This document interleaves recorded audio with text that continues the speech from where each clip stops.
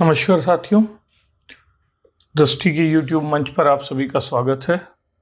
मैं सौरभ चतुर्वेदी आप सभी को आंतरिक सुरक्षा से जुड़ी कक्षाओं को प्रदान कर रहा हूं और इस क्रम में पिछली कक्षा में हमने भारत में सीमावर्ती क्षेत्रों की सुरक्षा चुनौतियां और उनके प्रबंधन की बात की थी। मैंने आपको बताया था कि किस प्रकार सीमांत एक दूसरे से अलग होते हैं और प्राकृतिक और कृत्रिम सीमाओं से जुड़ा विरोधाभास क्या है। हमने ये भी जानने की कोशिश की थी कि यदि किसी देश में सीमाएं होती हैं तो अब वो स्थल, जल और वायु से परे अंतरिक्ष और साइबर सीमाओं के तौर पर नए युद्ध क्षेत्रों को भी जन्म दे रही हैं।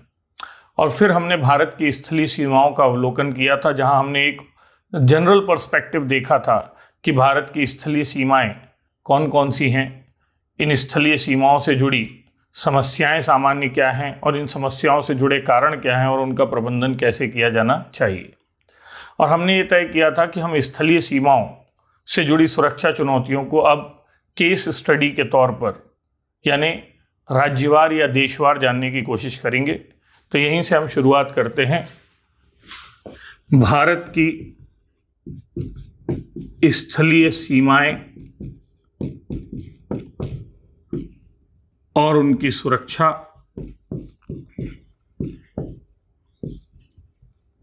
केस स्टडी, और केस स्टडी का मतलब है कि यहां हम सीमाओं की सुरक्षा चुनौतियों से जुड़े विशिष्ट कारण और विशिष्ट समाधान को खोजने की कोशिश करेंगे। इसको हम जाने तो एक क्विक रिकैप कि सीमाओं की सुरक्षा से जुड़े सामान्य कारण क्या होते हैं। What are those general reasons which lead to land boundaries conflict या land boundary security challenges। तो हमने जो भी बातें कही हैं उनको फिर हम एक में बांटने की कोशिश करें और ये हम कहें कि स्थलीय सीमाओं से जुड़ी सुरक्षा चुनौतियां ऐतिहासिक हैं, क्योंकि चाइना के साथ जो बाउंड्री बनी वो चाइना कहता है कि कश्मीर के डोगरा राजाओं और तिब्बत के बीच बनी, ब्रिटिश भारत और तिब्बत के बीच बनी, और हम इन सीमाओं को स्वीकार नहीं करते हैं। यही स्थिति पाकिस्तान और बांग्लादेश के निर्माण के दौरान भी देखी गई। यानी ऐतिहासिक तौर पर सीमाओं से जुड़ा संकट दिखाई देता है। ठीक, इस ऐतिहासिक संकट में ही पाकिस्तान से LOC को भी लिया जाता है। ऐतिहासिक के बाद जो सबसे बड़ा कारण हमने बताया था वो भौगोलिक कारण है, और भौगोलिक कारण में हमने कहा था कि सीमाओं की प्रकृति कारण बनती है, चाहे वो अपरिभाषित हो, अस्पष्ट हो, आविष्ट हो, जटिल हो, तो सीमाओं को सुरक्षित रखना मुश्किल हो जाता है। लेवल 3 पर हमने बात की थी कि राजनीतिक कारण भी हैं। जब हमारा दूसरे देश के साथ संबंध अच्छा ना हो, जब हमारे दूसरे देश के साथ शत्रुतापूर्ण आग्रह हो, तो वो देश सुरक्षा से जुड़ी चुनौतियों को जन्म देने के लिए आगे आता है। ठीक, हमारी सीमा सुरक्षा की चुनौतियों के पीछे प्रशासनिक कारण भी हैं, और इसे मैं प्रशासनिक भ्रष्टाचार के तौर पर देखता हूं। मुझे नहीं लगता कि पुलवामा और उरी या पठानकोट जैसी घटनाएं बिना प्रशासनिक भ्रष्टाचार के हो सकती हैं। आपने देखा भी होगा कि पठानकोट हमले में पंजाब के एक IPS को पकड़ा गया था, जिनके संबंध ISI के साथ देखे गए थे। तो ये भी एक संकट है, प्रशासनिक भ्रष्टाचार, प्रशासनिक सेंधमारी। ठीक, चाहे मुंबई पर हमला हो, वो कोस्ट गार्ड्स के बिना नहीं हो सकता। तो बिना प्रशासनिक भ्रष्टाचार के ये स्थितियां नहीं बन सकती हैं। इसके अलावा प्रशासनिक संकट में आप बलों से जुड़ी समस्याएं बता सकते हैं। ये पुलिस बल हों, सैन्य बल हों, ये अपने आप में अर्धसैन्य बल हों, इनके अपने आप में कई समस्याएं और संकट हैं।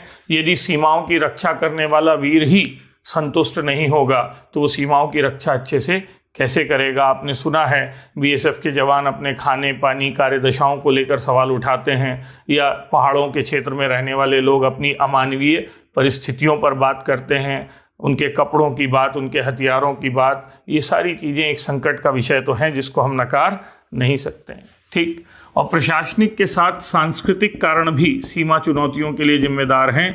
और सांस्कृतिक कारणों में आप बता सकते हैं सजातीय सीमाएं होती हैं, दोनों तरफ एक जैसे दिखने वाले, एक जैसी संस्कृति वाले लोग रहते हैं तो उनका आवागमन आसान हो जाता है। पाकिस्तान बॉर्डर पर जो मुस्लिम विलेजेस हैं, या फिर मिजोरम बॉर्डर पर या नागालैंड बॉर्डर पर जो बर्मा के साथ सजातीय स्थितियां हैं, या बांग्लादेश सीमा को यदि देख लेंगे तो दोनों तरफ एक जैसे दिखने वाले जो लोग हैं, इन सब को संकट के तौर पर देखा जा सकता है। ठीक है, तो ये सांस्कृतिक कारण भी हैं।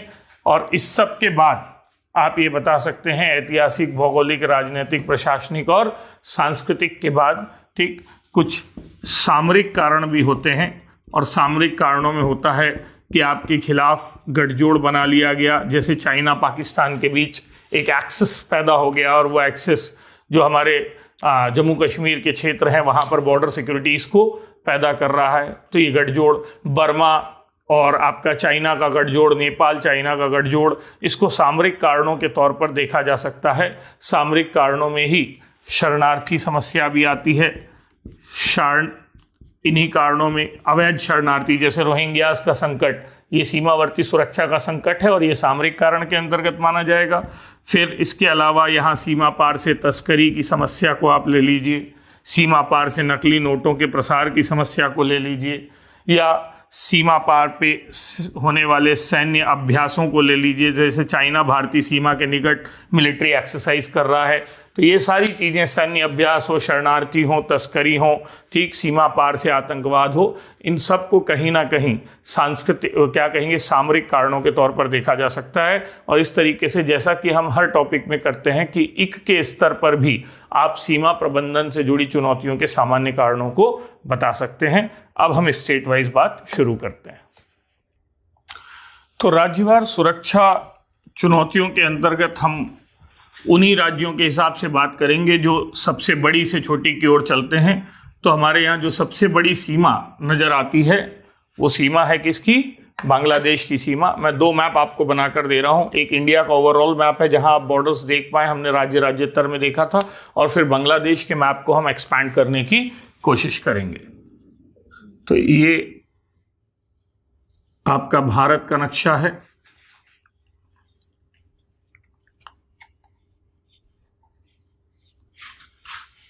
जिसके अंतर्गत आप विभिन्न देशों के साथ जुड़ रही हमारी सीमाओं की स्थिति को देख सकते हैं।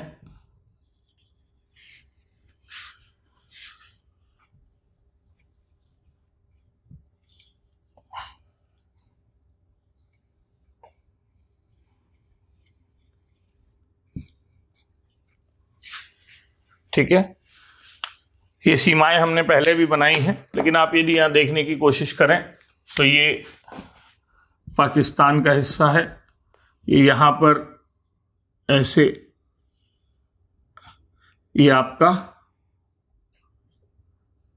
LOC, और यहाँ पर अफगानिस्तान का हिस्सा है। ठीक, ये आपका अक्साई चीन का इलाका है। ये आपका सियाचिन का इलाका है। ये अक्साई चीन है।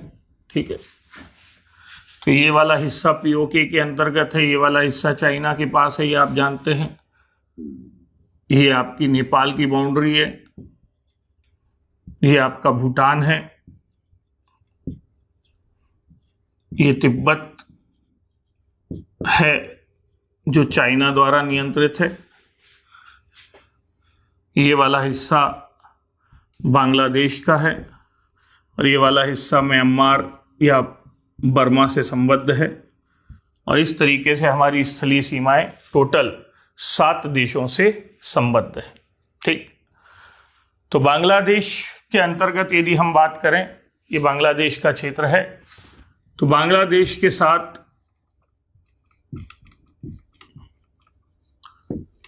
भारत की सबसे लंबी सीमा जुड़ती है, 4096.7 किलोमीटर ये उल्लेख किया जाता है। कुछ जगहों पर ये सीमा 4156 भी दी गई है। और यहीं पहला प्रश्न बनता है कि पहला, बांग्लादेश के साथ हमारी सीमा सबसे लंबी क्यों है, और दूसरा, ये 4156 या 96 का विवाद क्यों है। तो पहले सवाल का जवाब यह है कि लंबी इसलिए है कि देखने में भले ही छोटे लगे, लेकिन ये आविष्ट सीमा के रूप में है। और आविष्ट का मतलब है बहुत गोल गोल गोल गोल घूमी हुई। तो यदि कोई इतना दिख रहा है और इसको खोलेंगे तो ये इससे लंबा हो जाएगा। इसलिए बांग्लादेश के साथ हमारी सीमा सबसे लंबी। इसी प्रकार जब हम सी बाउंड्री की बात करते हैं तो देखने में तमिलनाडु आंध्र प्रदेश का कोस बहुत लंबा लगता है, लेकिन सीमा किसकी ज़्यादा दिखती है? गुजरात की, क्योंकि गुजरात की सीमा इंडेंटेड या घुसी हुई है, आविष्ट है। दूसरी बात, ये जो विरोधाभास है ये इसलिए है क्योंकि नॉर्मली ये माना जाता है कि बांग्लादेश के साथ हमारी सीमा लैंड बाउंड्री है, लेकिन कुछ हिस्सा जो है इसका वो सी के साथ जुड़ जाता है। सी मतलब सुंदरवन का डेल्टा वाला जो इलाका है, और इसलिए कहा जाता है कि 4096 किलोमीटर ये जो लैंड बाउंड्री है और प्लस थोड़ा बहुत यहाँ पर कौन सी बाउंड्री जुड़ जाती है? सी या वाटर बाउंड्री जुड़ जाती है, और इसलिए ये 4156 यहाँ तक आ जाता है। तो प्रीलिम्स वगैरह में भी ये पहला क्वेश्चन बन सकता है। तो दूसरा प्रश्न ये है कि ये सीमा कितने राज्यों से जुड़ती है? तो आप कहेंगे कि ये सीमा टोटल 5 राज्यों से जुड़ती है। इन 5 राज्यों का एक कोड लिख लीजिएगा, अमेत्री पमी, यानी पम्मी के साथ दोस्ती नहीं करनी है आपको। आ से असम है, मे से मेघालय है, त्रि से त्रिपुरा है, पा से पश्चिम बंगाल है और मी से मिजोरम है। ये 5 राज्य हैं, इनके नाम याद रखिएगा। अब यूपीएससी वगैरह में इनको भी क्रम से जमाने आ सकता है कि भाई किसकी कितनी है। तो सबसे लंबी सीमा जो है वो पश्चिम बंगाल के साथ है और उसकी दूसरों से कोई तुलना हो भी नहीं सकती। पश्चिम बंगाल के साथ 2116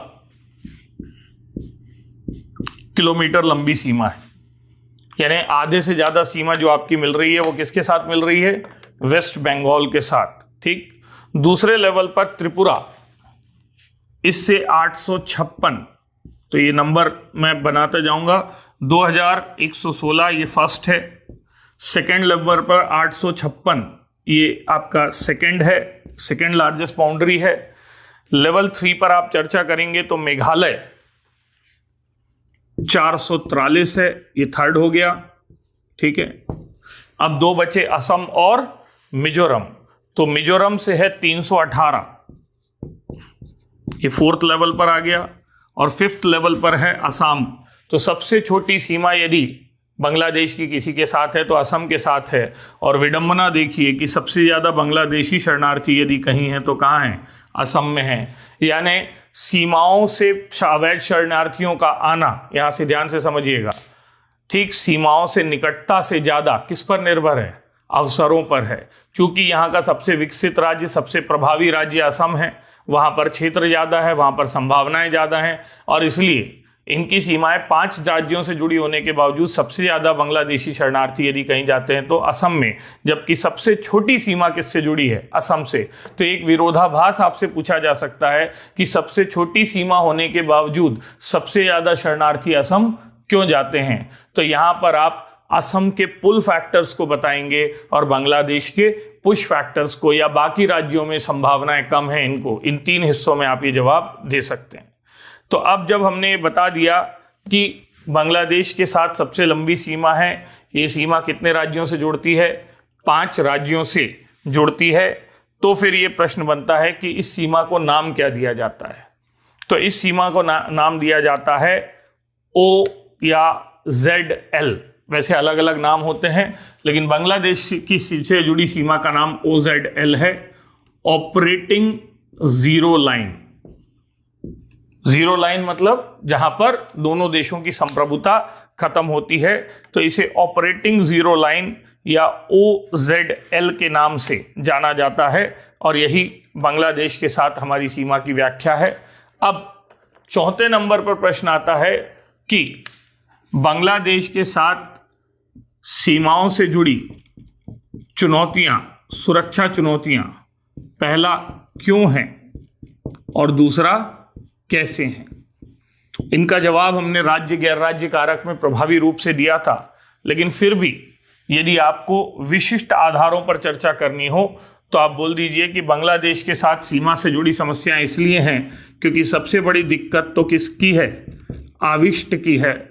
दूसरी दिक्कत यह है कि अभी भी कई जगहों पर सीमाओं को तय नहीं किया गया है, और तीसरे लेवल पर बात यह है कि ये छिद्रित सीमाएं हैं, और 4थे लेवल पर यह है कि ये सजातीय सीमाएं हैं। भले ही 2 मिनट में हम दोहरा रहे हैं, लेकिन आप पीछे से याद कर लीजिए कि सीमाओं के बारे में हमने कौन कौन सी प्रवृत्तियां सीमाओं की बताई थी। ठीक है, तो वो है, ये कहा जाता है कि बांग्लादेश सीमा जो है वहां पर तारबंदी बहुत कठिन है, यहाँ आसानी से तारबंदी नहीं हो सकती, यहाँ दीवार बनाना या तारबंदी लगाना वो बहुत कठिन है और ये संकट की बात है।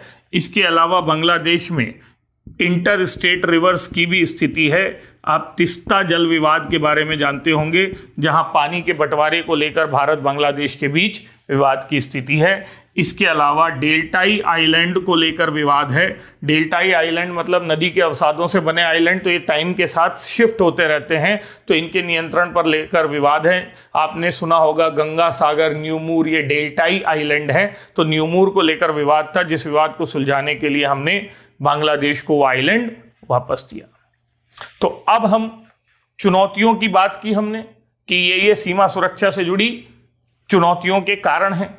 चुनौतियां कौन कौन सी हैं बांग्लादेश से जुड़ी, प्रमुख चुनौतियां या मेन चुनौतियां? तो बांग्लादेश की सीमाओं से जुड़ी चुनौतियों में सबसे बड़ी चुनौती अवैध शरणार्थी की है। दूसरी बड़ी चुनौती तस्करी की है, जिसमें गौ तस्करी सबसे मेन है। ऐसा कहा जाता है कि बांग्लादेश बॉर्डर पर ये लोग एक रैंप जैसा बनाते हैं, रैंप समझते ना, पटिए का ऐसा रैंप। तो मान लीजिए यहाँ तक ये बाउंड्री है, तो इस बाउंड्री के यहाँ ऐसा रैंप रखा, अब यहाँ पर नीचे रस्सी बांध ली, यहाँ पर गाय को एक लकड़ी के फंदे में फंसाया और रस्सी से खींचकर इस तरफ सीमा से ऊपर ले लिया। तो अब तारबंदी हो, घेराबंदी हो, सीमा हो, कुछ भी हो, ये लकड़ी के रैंप का प्रयोग करके गौ तस्करी करते हैं। इसके अलावा जो नदियां भारत से बांग्लादेश जा रही हैं, उन नदियों के सहारे पशुओं को प्रवाहित करके ये तस्करी करते हैं। तो गौ तस्करी का संकट बांग्लादेश के संदर्भ में सबसे ज़्यादा है, और फिर अवैध शरणार्थियों की समस्या तो है ही। इसके अलावा ड्रग ट्रैफिकिंग बांग्लादेश के रास्ते हो रही है, आर्म्स ट्रैफिकिंग बांग्लादेश के रास्ते हो रही है, टेरर, इस्लामिक टेरर का प्रवेश बांग्लादेश के रास्ते हो रहा है। तो यदि वहाँ पर सरकार भारत विरोधी परिस्थितियों में होती है, तो ये सारे संकट बांग्लादेश के रास्ते हमको दिखाई देते हैं। तो मुद्दा ये है कि इन चुनौतियों का समाधान करने के लिए, बांग्लादेश से जुड़ी इन चुनौतियों का समाधान करने के लिए हमने क्या प्रयास किए हैं। याद रखिए, प्रयास तीनों लेवल पर होंगे: सुरक्षात्मक प्रयास, कूटनीतिक प्रयास और तीसरा तकनीकी प्रयास। तो सबसे पहले लेवल पर यदि हम बात करें बांग्लादेश बॉर्डर से जुड़े सुरक्षात्मक प्रयासों की, तो हमने इंडो बांग्लादेश बॉर्डर पर लगभग 800 प्लस, यानी भारत बांग्लादेश की सीमा पर 800 से अधिक बॉर्डर आउटपोस्ट, वही जैसे चेक पोस्ट होते हैं ना, तो बांग्लादेश की सीमा पर होते हैं बॉर्डर आउटपोस्ट का गठन किया है। ठीक है, और नए बॉर्डर आउटपोस्ट को बनाने की भी बात चल रही है। इसके अलावा हमारे बांग्लादेश की सीमा की सुरक्षा के लिए जिनको तैनात किया गया है वो है बीएसएफ। अब ध्यान से सुनिएगा, 1965 में ये फोर्स बनी थी और ये फोर्स का काम था पाकिस्तान से जुड़ी बाउंड्री को देखना। अब बांग्लादेश भी क्या हुआ करता था, पाकिस्तान, और इसीलिए पूर्वी पाकिस्तान हो, पश्चिमी पाकिस्तान हो, सुरक्षा का काम बीएसएफ का था। तो अब बीएसएफ ही इसको करती है। इन्होंने बांग्लादेश रेंजर्स, ये वो जवान हैं जो बांग्लादेश की सीमा की सुरक्षा करते हैं, इनको लेकर तारबंदी का एक अभियान चलाया है, जिसमें चिन्हांकित कर कर विशेष जगहों पर एक एक करके तारबंदी करने का प्रयास किया जा रहा है, या तारबंदी का प्रयास लाया जा रहा है। ठीक है, नेक्स्ट, भारत सरकार ने भारत बांग्लादेश सीमा पर एक सीमा सुरक्षा ग्रिड की स्थापना का विचार लाया है। बॉर्डर सिक्योरिटी ग्रिड, बीएसजी कहा जा रहा है इसे। तो बॉर्डर सिक्योरिटी ग्रिड या सीमा सुरक्षा ग्रिड का विकास किया गया है। इस ग्रिड में भौतिक अभौतिक अवरोध दोनों होंगे। भौतिक अवरोध का मतलब है तारबंदी हो गई, चेक पोस्ट हो गए, आपके दीवारें हो गई, ठीक है ना, घेराबंदी हो गई। और अभौतिक अवरोध का मतलब है तकनीक को यूज करके, तकनीक मतलब लेजर बाउंड्रीज हो गई, इनविजुअल बाउंड्रीज हो गई, सीसीटीवी से निगरानी हो गई, लेजर, ठीक है ना, थर्मल इमेजिंग की निगरानी हो गई, अंडरग्राउंड सेंसर की निगरानी हो गई। तो इन तरीकों से जब किया जाता है तो इसी को क्या कहा जाता है, कौन सी रणनीति, गैर भौतिक तरीके से सीमाओं की सुरक्षा करना। ठीक है, तीसरे लेवल पर इन्होंने टेक्नोलॉजी को आगे ले जाते हुए मार्च 2019 में मार्च 2019 में बांग्लादेश सीमा पर एक कार्यक्रम चलाया जा रहा है, एक परियोजना चलाई जा रही है जिसका नाम है बोल्ड QIT। ये अलग से प्रश्न भी बन सकता है, ठीक। QRT कह रहे हैं, कुछ लोग QIT कह रहे हैं, ठीक। बोल्ड QIT परियोजना उन क्षेत्रों की निगरानी के लिए है जहां पर मानवीय निगरानी करना सफल नहीं है। बांग्लादेश भारत सीमा पर कई ऐसे क्षेत्र हैं जहां पर पहुंचना दुष्कर है, जैसे आपने धुबरी जिले का नाम सुना होगा, तो असम के धुबरी जिले से जो 61 किलोमीटर की सीमा है, वहां पर जो नदियों का हिस्सा है या अनगिनत नदी चैनल्स बांग्लादेश की तरफ जाते हैं, उसकी निगरानी मानवीय तरीके से करना बहुत कठिन है। तो वहाँ सूचना प्रौद्योगिकी के माध्यम से निगरानी का जो विचार लाया गया है उसे बोल्ड QIT कहा गया है। इसे border electronically dominated quick response team कहा जा रहा है। Border electronically dominated quick response team, हालांकि QRT होना चाहिए, क्विक रिस्पॉन्स टीम, लेकिन यहां IT का मतलब है इंटरसेप्शन टेक्निक्स। इंटरसेप्शन टेक्निक्स का मतलब है जहां पर पकड़ने की रणनीति अपनाई जाएगी। तो border electronically dominated quick response team and interception technique project, ये इसका पूरा नाम है। आप बोल्ड QIT के नाम से याद रखिए। इसके अंतर्गत वही होगा कि जहां से ब्रह्मपुत्रा और उसकी सहायक नदियों का क्षेत्र है, जहां से धुबरी नदी का एरिया है और वहां से ब्रह्मपुत्रा बांग्लादेश में प्रवेश करती है, उन जगहों पर हम माइक्रोवेव कम्युनिकेशन के माध्यम से, ऑप्टिकल फाइबर केबल के माध्यम से, मोबाइल कम्युनिकेशन के माध्यम से, कैमरों की माध्यम से, लेज़र बैरियर्स के माध्यम से 24 घंटे निगरानी का क्या करेंगे, काम करेंगे। तो ये 24 आवर्स निगरानी की जो व्यवस्था है उसे कहा गया है बोल्ड QIT परियोजना। और ये बहुत महत्वपूर्ण आयाम है जो तकनीकी स्तर पर सुरक्षा के लिए अपनाया गया है। तो बांग्लादेश सीमा पर आप इसका उल्लेख कर सकते हैं, ठीक। इसके अलावा 2013 में बांग्लादेश ने भारत के साथ प्रत्यार्पण संधि की है, जिसके अंतर्गत 1 साल से ज़्यादा सजा जिन अपराधों में है, ऐसे अपराधियों के हस्तांतरण की बात है। तो ये भी सुरक्षात्मक उपायों में आएगा, प्रत्यार्पण संधि। हालांकि हम सुरक्षात्मक से आगे इन उपायों को, अब सुरक्षात्मक में तकनीकी आ जाते हैं, कूटनीतिक उपायों की ओर ले चलते हैं। और कूटनीतिक उपायों के अंतर्गत, डिप्लोमेटिक उपायों के अंतर्गत उन बातों को किया जाता है जहां भारत और बांग्लादेश की सरकारें एक दूसरे के साथ आई हैं।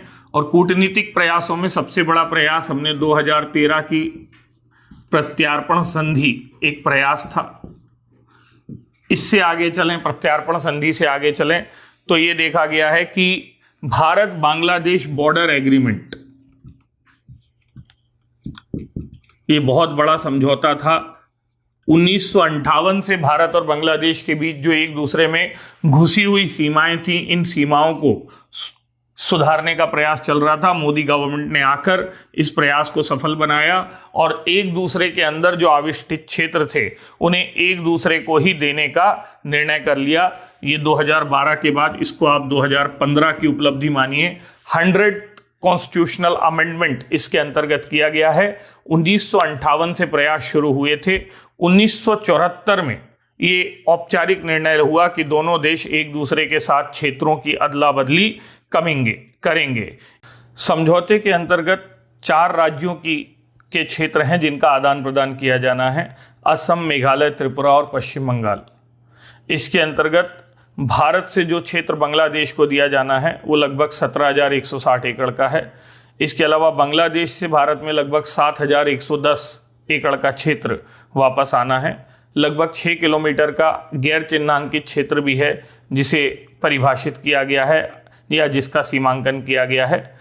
ऐसा माना जा रहा है कि इस समझौते के होने के बाद drug trafficking, arms trafficking, cow trafficking, illegal immigrants, इन सब समस्याओं पर लगाम लगेगी। भारत ने इस समझौते के दौरान बड़े हृदय वाले देश को दर्शाया है।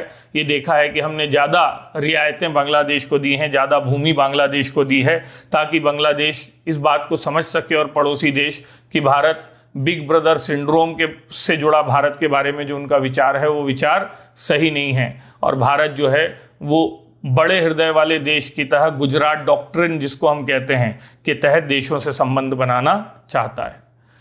इसके अलावा 2013 और 15 के प्रयासों के बाद ये भी देखा गया था कि 2014 में बीएसएफ और बॉर्डर गार्ड जो है उनके बीच समझौता हुआ था। इस समझौते के अंतर्गत ये तय किया गया था कि वो एक दूसरे के क्षेत्रों में उपद्रवियों को आना नहीं देंगे। तो 2013 की बात हो गई, 2014 की बात हो गई, 2015 की बात हो गई, और फिर लेटेस्ट जो निर्णय हुआ है वो भारत बांग्लादेश अपराध मुक्त क्षेत्र, ये एक निर्णय हुआ है। और भारत में कल्याणी गुनेरमठ का जो इलाका है और बांग्लादेश में दौलतपुर पुटरवाली, मैं फिर से कह रहा हूँ, भारत में कल्याणी गुनेरमठ में जहां बीएसएफ के जवान होते हैं और बांग्लादेश में दौलतपुर पुटरवाली जो रीजन है, इसके बीच के 8.3 किलोमीटर के क्षेत्र को दोनों जो का अपराध मुक्त क्षेत्र घोषित किया गया है। मतलब ये तय किया गया है कि यहाँ किसी भी तरीके की अनैतिक गैर कानूनी गतिविधि नहीं होगी जिससे सीमाओं में असुरक्षा उत्पन्न होती हो। और इसे बनाने के लिए यहाँ पर आपने आईटी सर्विलेंस की भी बात की है, जिसके तहत search light, thermal imaging, close circuit camera, ये सब लगाए जाने की बात है। तो बांग्लादेश बॉर्डर के संदर्भ में ये कूटनीतिक प्रयास हैं।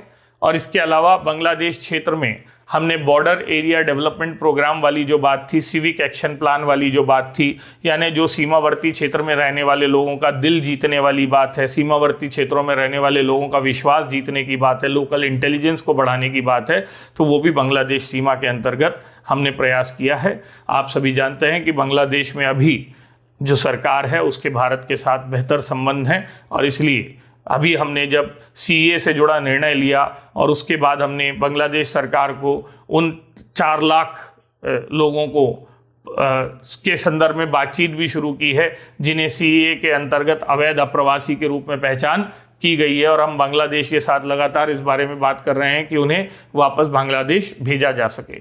भविष्य में यही मुद्दा दोनों देशों के बीच समस्या का भी कारण बन सकता है, लेकिन वर्तमान में भारत बांग्लादेश सीमाओं की स्थिति शांत है और उम्मीद यही है कि ये शांति लंबे समय तक बनी रहेगी। तो बांग्लादेश के बाद अब हम चर्चा करते हैं हमारी दूसरी बड़ी बाउंड्री पर, और दूसरी बड़ी बाउंड्री हमारी जिसके साथ मिलती है उसे चाइना कहा जाता है। तो देखिए, चाइना के साथ जो हमारी सीमाएं हैं उन सीमाओं की स्थिति को हम देखने की कोशिश करते हैं।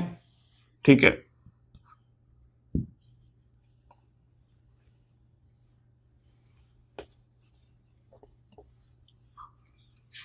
ये चाइना का इलाका है और ये माना जाता है कि चाइना के साथ जो भारत की सीमा है उस सीमा को 3 सेक्टर्स में बांटकर देखा जा सकता है। ये वाला हिस्सा जो अक्साई चीन का है थोड़ा बड़ा हो गया, ठीक है, इस हिस्से को अक्साई चीन का हिस्सा जो है और यहाँ तक का जो हिस्सा है ये वेस्टर्न सेक्टर कहलाता है, पश्चिमी क्षेत्र कहलाता है। ये वाला हिस्सा जो है, ठीक है, इस हिस्से को हम मिड सेक्टर कहते हैं। और ये जो सिक्किम वाला और अरुणाचल वाला हिस्सा है, इन दोनों को मिलाकर ईस्टर्न सेक्टर कहा जाता है या पूर्वी क्षेत्र कहा जाता है। यानी चीन के साथ जो हमारी सीमा है वो कुल मिलाकर 3 क्षेत्रकों में बटी हुई है। ठीक, इस सीमा को की लंबाई के बारे में कहा जाता है कि ये 3488 किलोमीटर लंबी सीमा है। 3488 किलोमीटर लंबी इस सीमा को माना जाता है। लेकिन कुछ जगहों पर जहां पर तिब्बती क्षेत्र में अतिक्रमण भी कर लिया गया है, यदि हम उस अतिक्रमित सीमा को भी स्वीकार करें तो 4096 किलोमीटर की सीमा चाइना के साथ हमारी बनती है। तो सामान्य सीमा 3488 किलोमीटर की है, लेकिन यदि हम तिब्बत को चीन का हिस्सा मान लें, क्योंकि हम तिब्बत को चीन से हिस्सा नहीं मानते हैं, तो विरोधाभास समझ लीजिएगा। यदि हम तिब्बत के बिना सीमा लें तो इतनी है, लेकिन यदि तिब्बत जो अब चीन का हिस्सा है ही उसको मान लें तो 4056 किलोमीटर, सॉरी 96 नहीं, 4056 किलोमीटर की सीमा दिखाई देती है। इस 56 किलोमीटर की सीमा में हम एलओसी को भी लेंगे और दूसरा किसको लेंगे, मैकमोहन लाइन को भी क्या करेंगे, शामिल करेंगे। अब देखिए, एलओसी की स्थिति तो यहां पर बन गई लाइन ऑफ कंट्रोल, क्योंकि इस पर चाइना ने कब्जा कर दिया। और इसी कारण से इस वेस्टर्न सेक्टर में हम ये देखते हैं कि एक बड़ा हिस्सा चाइना द्वारा कब्जा लिया गया है। मिड सेक्टर जो है ये पासेस या दर्रे हैं यहां पर। ठीक, ऊपर से नीचे आप देखेंगे तो थागला, माना, नीतिला, लिपुलेख, अभी इसी लिपुलेख दर्रे को लेकर भारत नेपाल के बीच विवाद हो रहा है। बिल्कुल यहाँ पर एक दर्रा है जिसका नाम क्या है, लिपुलेख दर्रा है, जिससे मानसरोवर मार्ग जा रहा है। तो ये दर्रों वाला हिस्सा जो है ये मिड सेक्टर है। और ईस्टर्न सेक्टर में हमने कहा एक सिक्किम है, दूसरा अरुणाचल प्रदेश है, जहां खुद चाइना ने लगभग 8,000 किलोमीटर प्लस के एरिया पर इंक्रोचमेंट या नियंत्रण करके रखा है, जो मैकमोहन लाइन। पहली चीज याद रखिएगा कि पूरी चीन की सीमा मैकमोहन लाइन नहीं कहलाती है। चीन के ईस्टर्न सेक्टर की सीमा को, ये जो सीमा थी, इसको मैकमोहन लाइन का नाम दिया जाता है, जो ब्रिटिश गवर्नमेंट और तिब्बत के राजा के बीच 1904 में हुए समझौते पर आधारित थी। और इस सीमा का डिमार्केशन 1912-13 में किया गया। जो करजन के यंग हस्बैंड मिशन ने तिब्बत को जीता, तो तिब्बत को जीतने के बाद 1904 में एक ल्हासा की संधि हुई, और उस ल्हासा की संधि के तहत ये तय हुआ कि अब तिब्बत का कुछ क्षेत्र ब्रिटिश नियंत्रण में आएगा, और उसके बाद इस मैकमोहन लाइन का निर्धारण या निर्माण किया गया। इसको आपको ध्यान में रखना है। तो ये चीन से जुड़ी सीमा है, जिसमें तिब्बत को शामिल भी कर सकते हैं और तिब्बत को शामिल नहीं भी कर सकते हैं। ये दोनों स्थितियां हैं। ठीक, ये सीमा पुनः 5 राज्यों से जुड़ती है।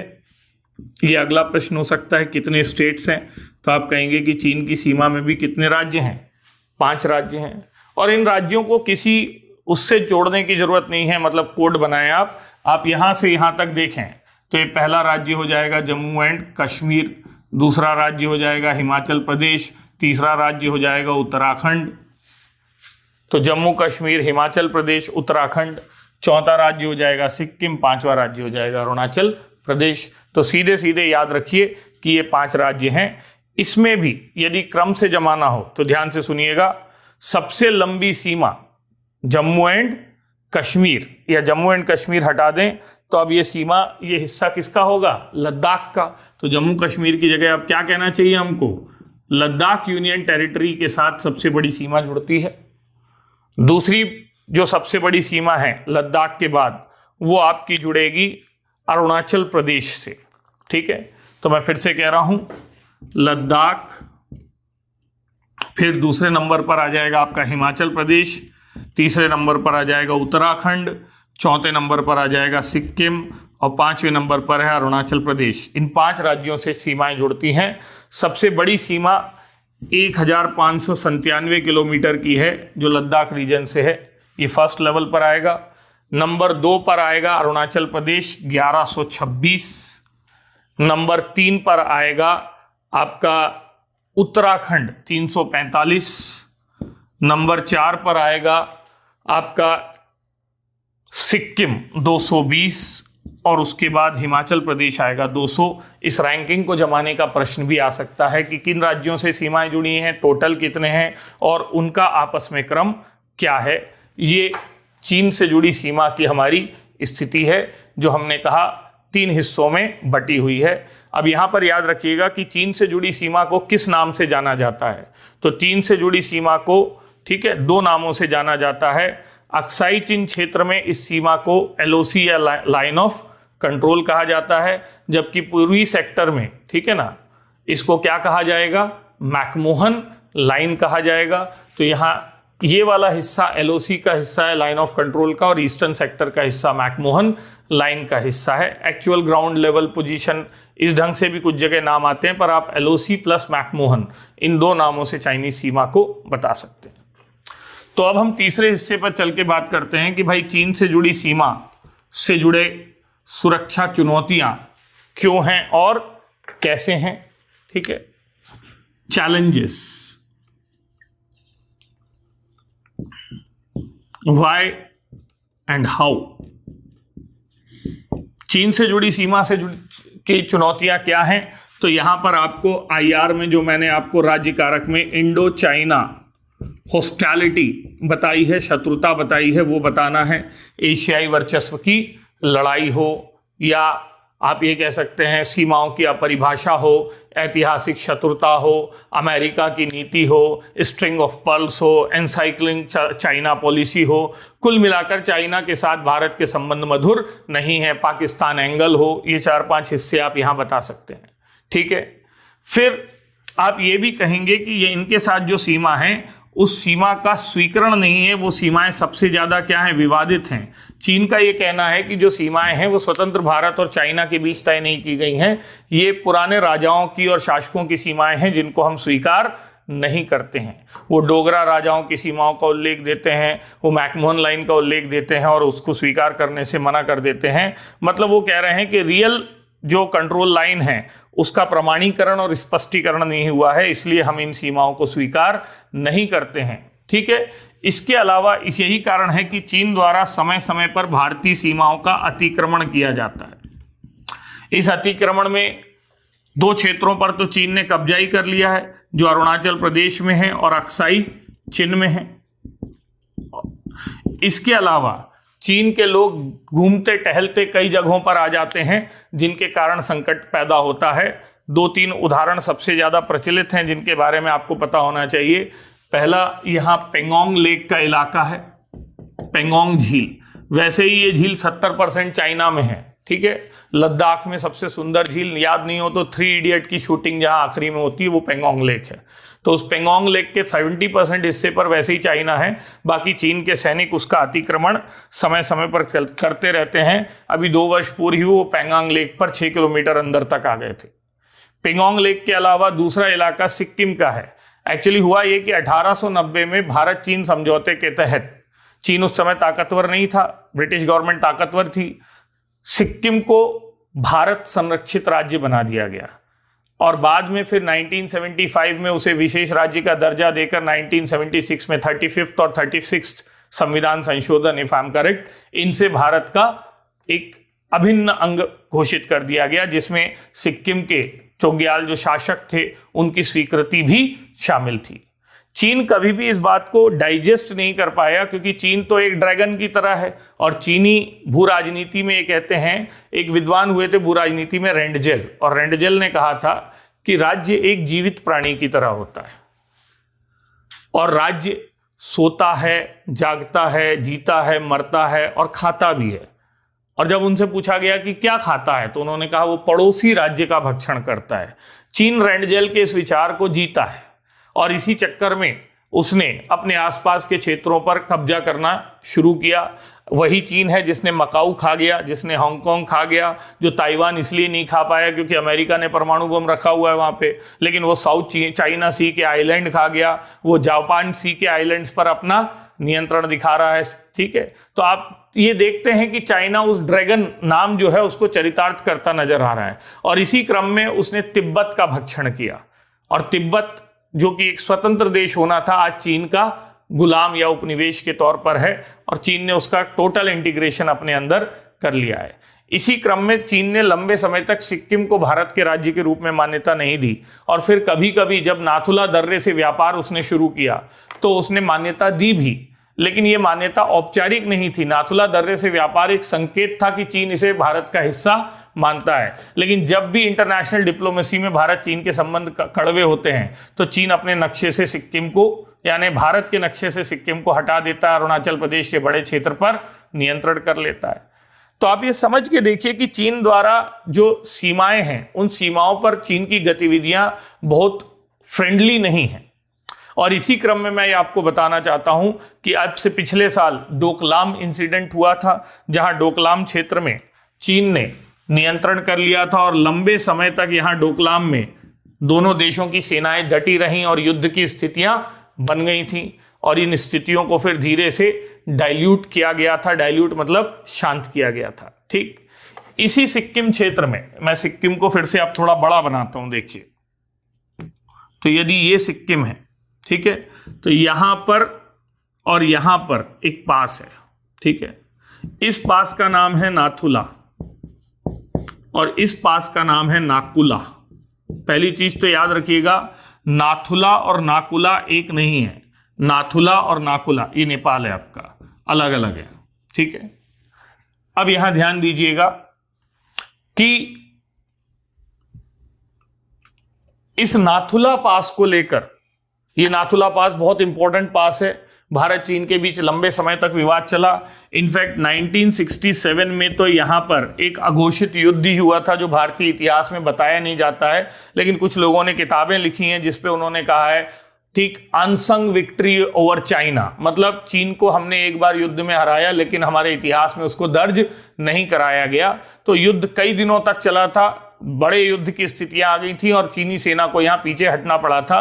तो सिक्किम ही वो इलाका है जहां पर भारतीय सेना ने 2 बार चीनी सेना को पीछे किया है, एक 1967 नाथुला रीजन में, ठीक है, और दूसरा हमने अभी बताया था कौन से रीजन में, डोकलाम रीजन में। तो एक 1967 का वो है और दूसरा कौन सा एरिया है, डोकलाम एरिया है। इन दोनों एरियाज में हमने चाइना की सेना को पीछे जाने के लिए क्या किया है, मजबूर किया है। तो नाथुला नाकुला अलग अलग है। नाथुला हमने आपको बताया कि भारत चीन व्यापार मार्ग के तौर पर जाना जाता है और यहीं से होकर अब एक मानसरोवर यात्रा का मार्ग भी बनाया गया है। कैलाश मानसरोवर के अब 2 मार्ग हैं, एक लेटेस्ट लिपुलेख से होकर जो हमने और अभी बेहतर किया है और दूसरा ये लंबा मार्ग है, सड़क मार्ग है। इन 2 मार्गों से होकर कैलाश मानसरोवर यात्रा हो सकती है। नाकुला पास जो है ये यहाँ पर थोड़ा ऊपर पे है और इस नाकुला पास पर अभी इस दौरान जब कोविड संकट चल रहा है तब ये खबर आई है कि भारत और चीन के सैनिकों के बीच एक स्टैंड ऑफ फेस ऑफ हुआ है। लगभग 150 सोल्जर्स दोनों तरफ के इस युद्ध में शामिल हुए हैं और दोनों तरफ के कुछ सोल्जर्स घायल भी हुए हैं। हालांकि ये कहा जा रहा है कि चाइनीज सोल्जर्स की संख्या 10+ है और इंडियन सोल्जर्स अंडर 5 हैं जो घायल हुए हैं, यानी चाइनीज को नुकसान ज़्यादा हुआ है। लेकिन इंडियन मीडिया में इसकी रिपोर्टिंग बहुत लिमिटेड है। इंटरनेशनल मीडिया में रूस का मीडिया है, अमेरिका का मीडिया है, यहाँ पर इस बात की रिपोर्टिंग जरूर हुई है कि भारत चाइना के बीच एक फेस ऑफ हो रहा है इस दौर में, ठीक है। डोमेस्टिक मीडिया इसकी चर्चा क्यों नहीं कर रहा है, इसके अपने अपने कारण हो सकते हैं। एक, वो नहीं चाहते कि वैसे ही पैनिक में जी रही जनता को चाइना के साथ लड़ाई का पैनिक समझ में आए। दूसरा, ये कोई नई घटना नहीं है। डोकलाम में हम पिछले साल लगभग कई महीनों तक दोनों सेनाओं का फेस ऑफ देख चुके थे, तो ये कोई नई घटना नहीं है। लेकिन आपको ये समझने की जरूरत होगी कि चाइना द्वारा ये जो एग्रेसिव स्ट्रैटेजी अपनाई जा रही है पिछले 1-2 सालों से, इसके पीछे कई कारण हैं। पहला कारण तो चाइना का यही है कि भारत के सीपा में ना शामिल होने से वो नाराज है और वो भारत पर अलग अलग तरीकों से दबाव बनाते हुए ये साबित करना चाहता है कि आप हमारे सिल्क रूट वाला जो हिस्सा है या हमारा जो सिल्क कॉरिडोर है, कॉम्प्रिहेंसिव इकोनॉमिक पार्टनरशिप एग्रीमेंट जो प्रोजेक्ट है, ठीक है ना, जो इकोनॉमिक कॉरिडोर है उसके साथ क्यों नहीं जुड़ रहे हैं जब दुनिया के सारे देश जुड़ रहे हैं, जिससे चाइना यूरोप तक सड़क बना रहा है या इकोनॉमिक कॉरिडोर बना रहा है। तो एक तो उससे नाराज है। दूसरा, वो भारत अमेरिका की बढ़ती निकटता से नाराज है क्योंकि वो कह रहा है कि अमेरिका इनसर्कलिंग चाइना के तहत भारत को यूज कर रहा है। तीसरे स्तर पर यदि देखा जाए तो चाइना की ये भी नीति है कि वो कश्मीर जैसे मामलों में, पाकिस्तान जैसे मामलों में भारत की नीति या कठोर नीति से बहुत खुश नहीं है। लेकिन चाइना हमारे बारे में क्या सोचता है इससे हमको फर्क नहीं पड़ना चाहिए। दिक्कत यह है कि चाइना ने ये एग्रेशन कोविड के समय इसलिए लाया है क्योंकि अब पूरा इंटरनेशनल मीडिया जो है या कुछ जो ताकतवर देश हैं वो चाइना की आलोचना कर रहे हैं कि ये कोविड संकट के लिए चाइना जिम्मेदार है। अब चाइना भारत में एक तरीके से क्या कहेंगे, पूर्वगामी दबाव बना लेना चाहता है कि कहीं भारत भी आलोचना करने वाले देशों में शामिल ना हो जाए। अभी तक चीन की घोर आलोचना करने वाले में 2 देश हैं जिन्होंने कहा था परिणाम भुगतने होंगे। एक है आपका अमेरिका, दूसरा है ऑस्ट्रेलिया।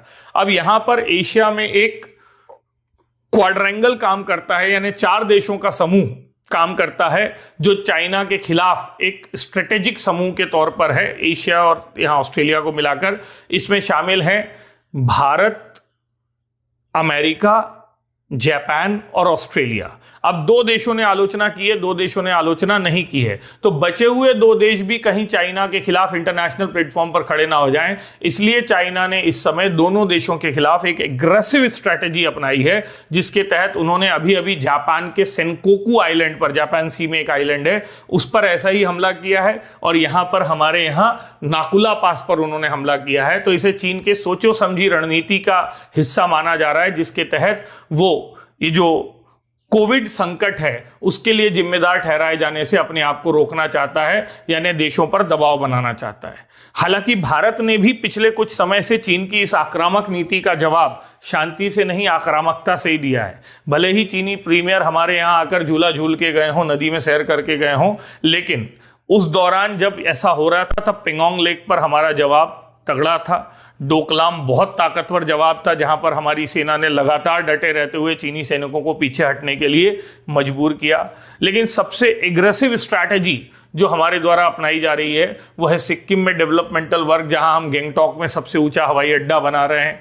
और मैंने नॉर्थ ईस्ट पे चर्चा करते हुए बतलाया था कि अरुणाचल प्रदेश के अंतर्गत जो हम फिनोमिनल डेवलपमेंटल वर्क कर रहे हैं उनसे चाइना बहुत चिंतित है, व्यथित है। चाहे वो अरुणाचल की सीमा पर फ्रंटियर हाईवे का निर्माण हो और उस फ्रंटियर हाईवे को जोड़ता हुआ एक स्टेट हाईवे बनाया गया हो, चाहे वहां पर बनाए जा रहे ब्रिजेस हों। नरेंद्र मोदी जी की 2019 की यात्रा और अमित शाह जी ने जो 2020 में यात्रा करके वहां पर 40,000 50,000 करोड़ के डेवलपमेंटल प्रोजेक्ट्स घोषित किए हैं, ताजू एयरपोर्ट के निर्माण की बात की है, या जो तवांग रीजन है और जो जिसको चीन अपना हिस्सा मानता है वहां पर जो डेवलपमेंटल वर्क्स किए हैं, चाइना ने उसका कठोरता से जवाब दिया है। लेकिन हमने भी ये बता दिया है कि अब हम किसी समझौता करने के मूड में नहीं हैं। तो इस आक्रामक नीति का जवाब भारत भी आक्रामकता से दे रहा है। ऐसे में सीमाओं पर तनाव बढ़ना बहुत स्वाभाविक है। अब इस तनाव को दो न्यूक्लियर वेपन स्टेट कैसे डाइल्यूट करते हैं और इस दौर में कैसे उसके प्रति शांति की स्थिति रखते हैं, ये देखना होगा।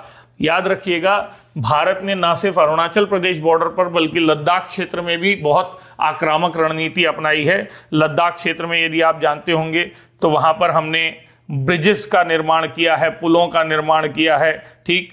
तो इसके अंतर्गत आप असम अरुणाचल को जोड़ने वाला ढोला सादिया पुल बता सकते हैं, जिससे दोनों के बीच की दूरी लगभग 165 किलोमीटर कम हो गई है असम अरुणाचल की। कौन सा पुल है?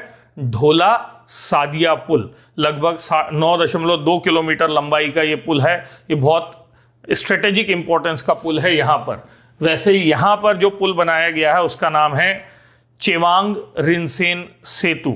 अब यहाँ याद रखिएगा, कर्नल चेवांग जो थे, ठीक है, कर्नल चेवांग जो थे ये, या चेवांग रिनसेन जो थे, वो लद्दाख क्षेत्र की नुब्रा वैली से जुड़े हुए थे और इन्होंने लेह और परतापुर की रक्षा के लिए अपने प्राणों की आहुति दी थी।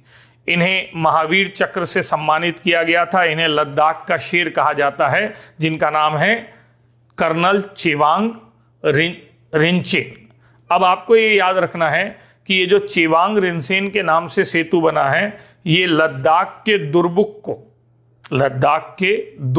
को यहां पर याद रखिएगा, दौलत बेग ओल्डी, गोल्डी नहीं ओल्डी, तो दुर्बुक को दौलत बेग ओल्डी नामक क्षेत्र से जोड़ने वाला पुल है, जो लद्दाख क्षेत्र में भारत की पहुंच को सुनिश्चित करेगा। इस पुल के बन जाने के बाद न सिर्फ सीमावर्ती क्षेत्रों का विकास होगा, बल्कि वहां तक सेना पहुंचाना, रसद पहुंचाना, ये सारी चीजें भी बहुत आसानी से की जा सकेंगी। तो ये भी एक महत्वपूर्ण निर्णय है। इसके अलावा अभी जब पेंडेमिक बढ़ा था तब भारत सरकार ने कुछ ही समय पहले चीन से होने वाले सामानों के आयात पर, क्योंकि आंतरिक सुरक्षा, आर्थिक सुरक्षा की जरूरत थी, डंपिंग वगैरह चीन ज्यादा करता था, तो चीन, आपने देखा होगा थोड़े समय पहले भारतीय बैंकों में निवेश कर रहा था। HDFC के में कुछ निवेश चीन के द्वारा किया गया था। तो कहीं कोविड संकट के दौर में जब कंपनियों के शेयर गिर रहे हैं, तब चीनी कंपनियां आकर भारत में नियंत्रण ना कर लें, तो निवेश को हर सरकार, चीन बाहरी निवेश को सरकारी नजर से गुजारा जाएगा, ऐसा निर्णय अभी कोविड पेंडेमिक के दौरान सरकार ने लिया है।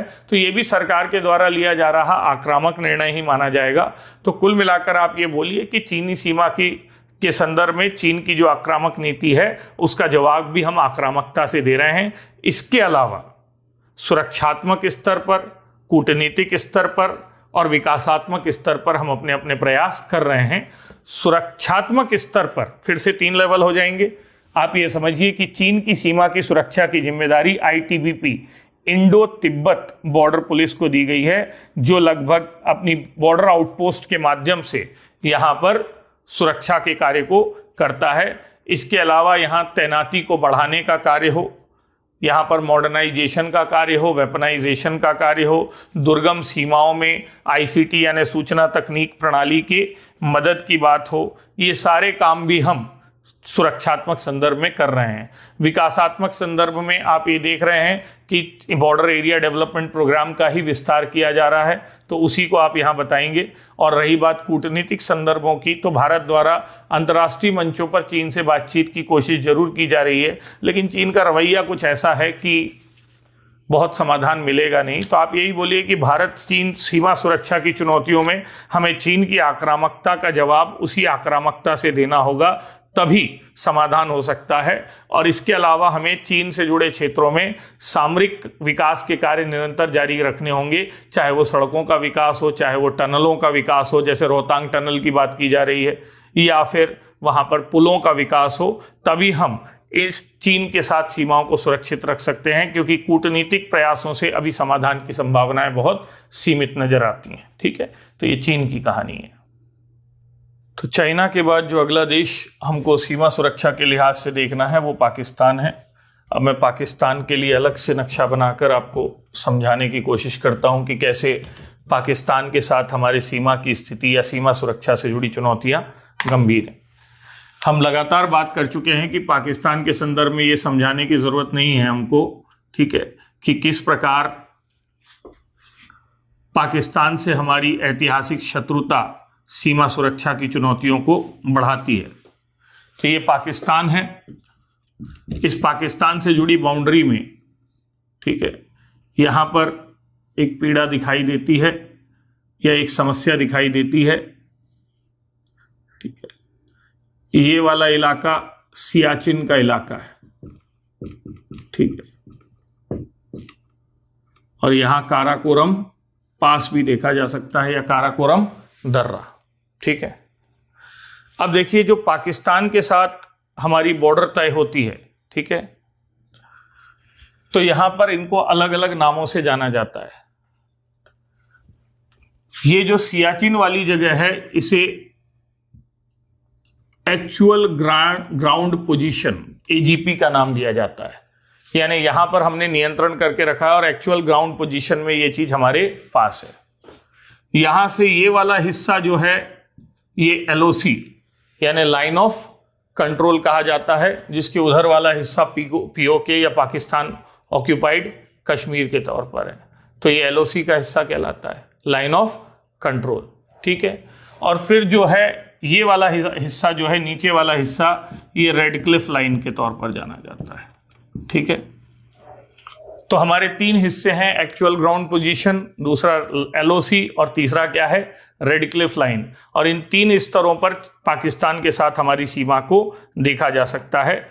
ये सीमा टोटल 3323 किलोमीटर की मानी जाती है, इसको याद रखिएगा। 3323 किलोमीटर्स की ये सीमा है, और ये सीमा 4 राज्यों से जुड़ती है। जम्मू कश्मीर का क्षेत्र है, यूनियन टेरिटरी हो गया, पंजाब का क्षेत्र है, गुजरात, राजस्थान है ऊपर से नीचे लें तो, और चौथे लेवल पर गुजरात है। यदि इन में बंटवारे की बात की जाए तो सबसे बड़ी सीमा 1225 जम्मू कश्मीर के साथ है, लेवल 2 पर 1037 राजस्थान के साथ है, लेवल 3 पर हम बात करें तो 508 गुजरात के साथ है। तो सबसे लंबी सीमा जम्मू कश्मीर के साथ, और सबसे छोटी सीमा यदि पूछी जाएगी, ठीक है, इनफैक्ट छोटी गुजरात ही होगी क्योंकि ये 553 है। तो 1225, 553, 1037, 508, तो सबसे बड़ी सीमा जम्मू कश्मीर और सबसे छोटी सीमा गुजरात के साथ है। इन 4 राज्यों को किसी कोडिंग की जरूरत नहीं है, ये इन सामान्य तरीकों से बता सकते हैं। अब अगले लेवल पर यदि चर्चा की जाए कि भाई पाकिस्तान के साथ जो सीमा विवाद है या सीमा से जुड़ी प्रमुख चुनौतियां हैं, क्यों हैं, तो फिर वही आप बॉर्डर की नेचर बता दीजिए। अपरिभाषित है, अस्पष्ट है, सजातीय है, छिद्रित है, ये सारी बातें।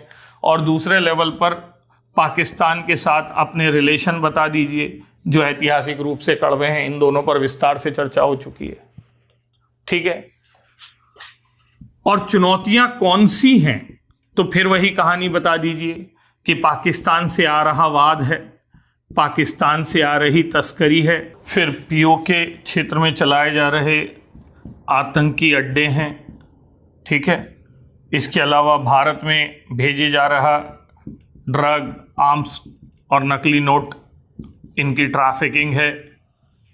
पाकिस्तान उन सारी सुरक्षा चुनौतियों को जन्म देता है जिनकी हम परिकल्पना कर सकते हैं। तो पाकिस्तान से होने वाली सुरक्षा चुनौतियां बराबर भारत की सुरक्षा चुनौतियों के विविध स्वरूप, लेकिन उसमें सबसे गंभीर है सीमा पार आतंकवाद, जिसके कारण हमारी सीमाएं फ्रिजाइल हो जाती हैं या जिसके कारण भारत में संकट पैदा होता है। तो मुद्दा यह है कि इसका समाधान के लिए क्या किया जाए। इसके अलावा यहाँ पर एक सरक्रीक विवाद जो है कच्छ के क्षेत्र में, उस पर हमने बात की थी। एक दलदली क्षेत्र है जिसको लेकर भारत पाकिस्तान में विवाद है। भारत जलीय क्षेत्र के रूप में इसे पाना चाहता है, जबकि पाकिस्तान इसे दलदली क्षेत्र बताते हुए इसके आधे हिस्से को अपने नियंत्रण में लेना चाहता है। वास्तव में भारत पाकिस्तान सीमा विवाद के मूल में भारत पाकिस्तान की ऐतिहासिक शत्रुता है, और इस शत्रुता के कारण सीमाओं पर होने वाली हर घटना विवाद का रूप ले लेती है या सुरक्षा चुनौतियों को जन्म देती है। और यही कारण है कि जिस सीमा के प्रबंधन के लिए, जिस सीमा की सुरक्षा के लिए हमने सबसे ज़्यादा प्रयास किए हैं, या जिस सीमा को हमने सबसे ज़्यादा मजबूत बनाने की कोशिश की है, वो पाकिस्तान से जुड़ी सीमा ही है।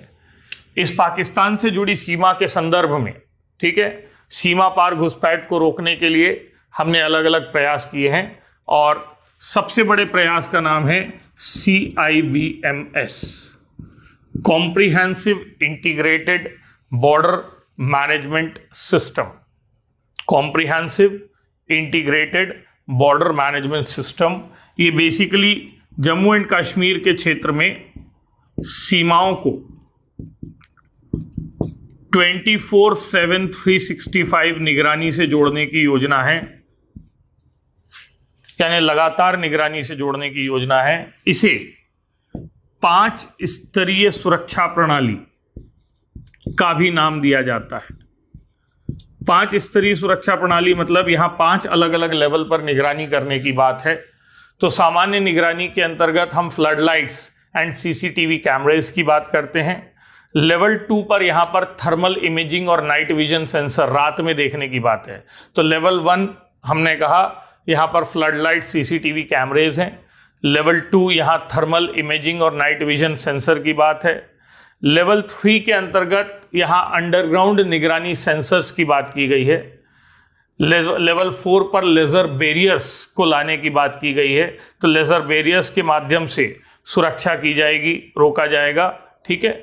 और लेवल 5 के स्तर पर तारबंदी जैसे उपाय जो होते हैं उनको भी अपनाने की बात की गई है। यानी यदि भारत पाकिस्तान की सीमा पर आप जाते हैं तो 5 स्तर पर अलग अलग तरीकों से आपको सुरक्षा प्रणालियों से गुजरना पड़ेगा, और इसलिए इस प्रणाली को कभी आई इन स्काई का भी नाम दिया गया था, क्योंकि यहाँ सैटेलाइट्स को भी यूज करने की बात है, सैटेलाइट से निगरानी की भी बात की गई है।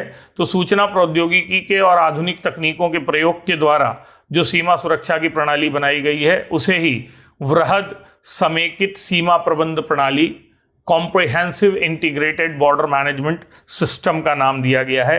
ये माना जा रहा है कि इस प्रणाली के क्रियान्वित होने के बाद भारत पाकिस्तान की सीमा पूरी तरीके से लॉक हो जाएगी, घुसपैठ की स्थितियां लगभग नगण्य होंगी, और सीमा की निगरानी यदि मैनलेस ज़्यादा होगी तो यहाँ पर होने वाले जो सैनिक शहीद होते हैं, अर्धसैन्य बल के लोग शहीद होते हैं, वो स्थितियाँ समाप्त हो जाएंगी। और ये जो प्रणाली है जिसे CIBMS कहा जा रहा है, इसके अंतर्गत ही छोटी छोटी योजनाएं चलाई जाती हैं, जिन योजनाओं के तहत सीमाओं पे नए तकनीकी कार्य किए जाते हैं। तो हमारे रक्षा मंत्री जी जो अभी हैं, पूर्व में गृह मंत्री जी थे, उन्होंने कहा था कि हम 2018 में ये बात कही गई थी कि हम भारत और पाकिस्तान की सीमा को क्या बना देंगे, फिलिस्तीन इजराइल की तर्ज पर एक स्मार्ट सीमा के रूप में परिवर्तित कर देंगे। इस स्मार्ट सीमा के रूप में परिवर्तित करने के लिए अलग अलग उपकरणों के प्रयोग की बात की गई। Thermal imager, underground sensor, optical fibre, radar, sonar जैसे सेंसर्स की बात की गई। और लेजर बैरियर के लिए स्लोवेनियम कंपनी का चयन किया गया। स्लोवेनियम कंपनी भारत की क्रॉन कंपनी के साथ मिलकर एक कवच श्रृंखला का लेजर बैरियर बनाएगी, ऐसा कहा जा रहा है। कवच श्रृंखला का लेजर बैरियर, लेजर बाड़ या लेजर गैजेट्स की बात की जा रही है। ठीक, कुल मिलाकर यह कहा गया कि हम जैसे फिलिस्तीन इजराइल की बॉर्डर पर है कि जवानों की हानि कम हो, वो सीमाओं का अतिक्रमण ना हो, घुसपैठ ना हो, या बॉर्डर पर जवानों के बीच तनाव ना हो, उनकी संख्या को घटाया जा सके, इन्हीं सब उद्देश्यों को लेकर ये स्मार्ट सीमा की परिकल्पना को लाया गया है। तो comprehensive integrated border management system क्या है, स्मार्ट बाउंड्री क्या है, स्मार्ट बाउंड्री के फायदे क्या हैं, इनको लाने में समस्याएं क्या हैं, ये सारी बातें आ सकती हैं। इसके अलावा जो नीचे गुजरात और राजस्थान की मिश्रित सीमा है, राजस्थान तक तो यही व्यवस्था विस्तारित होने वाली है, लेकिन आगे चलकर गुजरात में मिक्स्ड बॉर्डर सिक्योरिटी की बात की गई है, जहां जवानों की तैनाती भी होगी, जहां फ्लड लाइट्स भी होंगे, जहां तारबंदी भी होगी, और जहां पर फिर सूचना तकनीक का प्रयोग भी किया जाएगा। लेकिन आपको याद रखना है कि पाकिस्तान में comprehensive integrated border management system ये सबसे बड़ी प्रणाली है जिसको प्रयोग में लाया जा रहा है सीमाओं की सुरक्षा के लिए। तो ये आपके पाकिस्तान से जुड़ा मुद्दा होगा या पाकिस्तान से जुड़ी सीमा सुरक्षा की बात होगी। तो भारत की जो चौथी बड़ी सीमा है, उस चौथी बड़ी सीमा को नेपाल की सीमा कहा जाता है। यह है आपकी नेपाल से जुड़ी सीमा, ठीक है। और नेपाल की जो सीमा है वो टोटल 1751 किलोमीटर की है, ये ध्यान रखिएगा। इस सीमा को ओपन बाउंड्री के नाम से जाना जाता है, हालांकि इसका तकनीकी नाम फिर वही OZL है, ऑपरेटिंग जीरो लाइन के नाम से जाना जाता है। खुली का मतलब मैंने बताया था जहां से बिना पासपोर्ट वीजा आवाजाही हो सकती है। और ये सीमा भी 5 स्टेट्स से जुड़ती है, और इन स्टेट्स को आप यहीं से देखने की कोशिश करें तो ये आपका उत्तराखंड हो जाएगा, ये आपका यूपी हो जाएगा, ये आपका बिहार हो जाएगा। इसके बाद वेस्ट बंगाल और सिक्किम, ये 5 राज्य हैं जिनके साथ ये सीमा जुड़ती है। सबसे लंबी सीमा जो आपको मिलेगी वो बिहार के साथ मिलेगी, 729 किलोमीटर की बिहार के साथ। बिहार के बाद यूपी के साथ 560 किलोमीटर की सीमा शेयर होती है, तो बिहार 729, यूपी 560। तीसरे लेवल पर उत्तराखंड से 263 किलोमीटर की सीमा छुई जाती है। इसके बाद वेस्ट बंगाल 100 किलोमीटर और सिक्किम 99 किलोमीटर। अब इतनी माइन्यूटली आप याद रख पाएं तो बहुत अच्छी बात है, वरना सबसे लंबी और सबसे छोटी नेपाल के साथ सीमा जान लें। पर यूपीएससी इसी लेवल पर पूछता है, क्रम में जमाइए, तो आप क्रम में जमाते बनना चाहिए। पहले बिहार आएगा, उसके बाद यूपी आएगा, उसके बाद उत्तराखंड आएगा, उसके बाद वेस्ट बंगाल आएगा, उसके बाद सिक्किम आएगा। तो ये नेपाल के साथ हमारी सीमा का प्रबंधन है। इस सीमा को रक्षा की जिम्मेदारी SSB को दी गई है, सशस्त्र सीमा बल नाम दिया जाता है। सशस्त्र सीमा बल, आई थिंक ये भी 60s में 1963 के दौरान, आगे हमारे बल के बारे में हमको एक टॉपिक में पूरा पढ़ना है, तो सशस्त्र सीमा बल के द्वारा किया जाता है, जो लगभग 450 बॉर्डर आउटपोस्ट के माध्यम से नेपाल सीमा की सुरक्षा करता है। ठीक, अब यहां पर यदि हमसे बात की जाए और यह कहा जाए कि भाई नेपाल के साथ सीमा विवाद क्यों है, तो फिर वही 2 बातें आएंगी। नेपाल के साथ सीमा विवाद इसलिए है क्योंकि पहला, नेपाल के साथ सीमाओं की प्रकृति जो है वो विशिष्ट है। खुली सीमा सबसे बड़ा कारण है, इसके अलावा छिद्रित सीमा है, सजातीय सीमा है, दोनों तरफ एक जैसे लोग रहते हैं। ठीक, तो ये सारी सीमाएं, विवाद ना भी हो तो सीमाओं की प्रकृति है। दूसरी बात, नेपाल से जुड़े हमारे संबंध एक कारण बनते हैं। समय समय पर जब जब नेपाल का एटीट्यूड प्रो चाइना हो जाता है तो हमारे साथ सीमा विवाद गहराने लगते हैं। जैसे हाल के दिनों में नेपाल की जो सत्ता है वो मार्क्सवादी सत्ता है, और नेपाल में जब भी मार्क्सवादियों माओवादियों का नियंत्रण हो जाता है तो वो प्रो चाइना एटीट्यूड दिखाता है और भारत के खिलाफ उसकी दृष्टि तिरछी हो जाती है, नाराज हो जाती है। तो ये एक कारण है। तीसरा कारण रिवर से जुड़ा है। गंगा नदी की कई सहायक नदियां जो हैं वो नेपाल से होकर आती हैं, तो नेपाल ये चाहता है कि हम ना सिर्फ उन नदियों पर डैम बनाएं बल्कि उन डैम को बनाने के बाद ज़्यादा फायदा नेपाल को दें। इसी से जुड़ा एक महाकाली विवाद है जो भारत नेपाल के बीच देखा जाता है। तो रिवर वाटर से जुड़ा विवाद भी यहाँ पर दिखाई दे रहा है। ठीक है, लेकिन वर्तमान समय में दो बड़े कारण जिनके कारण सीमा विवाद गहराने की संभावना है या सीमा विवाद लगातार गहरा रहा है, एक मधेशी समस्या है, ये लेटेस्ट विवाद है, और दूसरा लिपुलेख विवाद है। देखिए, समझने की कोशिश कीजिए क्या होता है। मधेशी शब्द यूज किया जाता है मिश्रित प्रजाति के लिए। तो भारतीय लंबे समय से नेपाल में जाकर बसते रहे हैं और ये माना जाता है कि नेपाल के दो हिस्से हैं, पहाड़ी और तराई। तो भारत की सीमा से जुड़ा जो इलाका है जहां नेपाल के बड़े बड़े शहर मिलते हैं, ये तराई रीजन है, और इस तराई रीजन में मधेशियों का प्रभुत्व है। जबकि ये जो हिली रीजन है, यहाँ पर विशुद्ध नेपाली लोग रहते हैं। मधेशी का मतलब है जो भारतीय और नेपाली की मिक्स ब्रीड है, और भारतीय व्यापारियों ने वहां जाकर अपने आप को बसाया, वहां की स्त्रियों से विवाह किए, पुरुषों से विवाह किए, और ऐसी स्थितियों में मधेशी समुदाय नेपाल का सशक्त समुदाय बनकर उभरता है। अब कुछ समय पहले, यहां 2015 के लगभग की बात है, नेपाल में चुनावों के लिए परिसीमन किया गया। परिसीमन आप जानते होंगे, परिसीमन का मतलब होता है चुनाव क्षेत्रों का निर्धारण किया गया। और इस निर्धारण में नेपाल की सरकार ने जानबूझकर पहाड़ी क्षेत्रों को ज्यादा सीटें दी और तराई क्षेत्रों को कम सीटें दी। जबकि यदि डेमोग्राफिकली देखें, जनसंख्या के आधार पर देखें, तो ज्यादा सीटें मधेशी रीजन को मिलनी चाहिए थी, ना कि हिली रीजन को, क्योंकि वहां तो ज्यादा लोग रहते ही नहीं है। तो इसे नेपाल सरकार का एक सोचा समझा षड्यंत्र माना गया, ताकि नेपाल की राजनीति में भारतीयों का या भारतीय मूल के लोगों का प्रतिनिधित्व कम किया जा सके। इसे एक षड्यंत्र के तौर पर देखा गया, और इसी के विरोध में काठमांडू में मधेशी समुदाय ने, ठीक है, बड़ा प्रदर्शन भी किया, जिसे भारत से समर्थन भी मिला। तो वर्तमान में भारत नेपाल संबंधों में एक बड़ी बाधा ये परिसीमन से जुड़ा मुद्दा था, जहां पर पहाड़ी क्षेत्रों की सीटें बढ़ाई गई थी। जो लेटेस्ट मुद्दा है वो अभी कुछ दिन पहले मतलब हफ्ते भर पहले का ही मुद्दा है। भारत सरकार ने इस लॉकडाउन के दौरान घोषणा की कि हमने कैलाश मानसरोवर यात्रा का एक मार्ग जो था उसे मजबूत बनाया है। दो मार्ग मैंने बताए, एक लिपुलेख दर्रे से होकर जाता है यहां से, और दूसरा मार्ग जो जाता है ये यहां पे मैं फिर से बना रहा हूं, ठीक है, ये नेपाल है आपका। तो यहां पर जो दर्रा है ये है लिपुलेख दर्रा, ठीक है। अब इस लिपुलेख दर्रे से होकर एक मार्ग जाता है, और दूसरा मार्ग हमने यहां पर सिक्किम में बनाया था, जो कौन से दर्रे से था, नाथुला दर्रे से। तो नाथुला दर्रे से कैलाश मानसरोवर ऐसे पहुंचते हैं, और यहां से कैलाश मानसरोवर ऐसे पहुंचते हैं, यह है कैलाश मानसरोवर। अब कैलाश मानसरोवर पहुंचने के लिए ये वाला रास्ता सड़क मार्ग से बहुत प्रभावी रास्ता है, ये पर्वतीय रास्ता है, जिस रास्ते से जाने में 5 से 7 दिनों का समय कैलाश मानसरोवर पहुंचने में लगता था, जिसमें से लगभग 3 से 4 दिन यहां उत्तराखंड के क्षेत्र से लिपुलेख दर्रे, गढ़वाल रीजन है, वहां से लिपुलेख दर्रे तक पहुंचने में लगते थे। ये जो रोड है, ये वाली जो रोड है, ये रोड कच्ची रोड थी, जिसे भारतीय बॉर्डर रोड